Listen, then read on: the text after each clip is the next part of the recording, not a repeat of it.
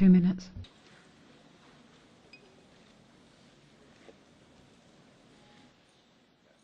Thank you, Mr. Chairman. I believe that this was a very encouraging debate, a debate that was obviously not about the interim report, because that was limited to procedures, but much more about the current state of the investigation of our inquiry committee.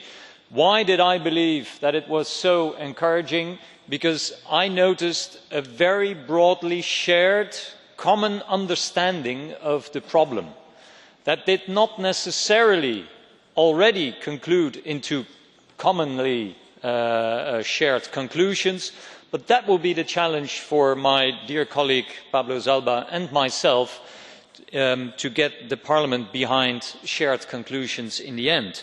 But I do believe that we're on the right track.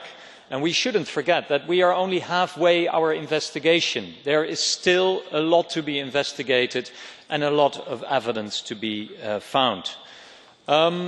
Two elements I would like to highlight. I think it was Seb Dance who very eloquently talked about the myriad of responsibilities. He said, and many others did so as well, there seems to be nobody really responsible in the end. Not the European Commission, not the Member State, not national authorities, etc. That might be the core of the problem that we're facing here. And I'm sure that when we dig into that much deeper, that we can also draw conclusions for the future, not only reflecting the car industry, but other policy fields as well. And finally, I think it was colleague Ivo Belet who said that if we look at responsibilities, a lot has to do with the inability of the member states to take their responsibility. And I do believe that is a very, very important thing that came today. Many talked about naming and shaming, whether or not. I do believe that in politics, in a well-functioning democracy, accountability, political accountability is crucial. And that might mean naming and shaming, if that's necessary. I'm not afraid for it, I'm not looking for it, but it's part of a strong democracy, and that's what we're still building on together in Europe, so let's continue with that. Thank you.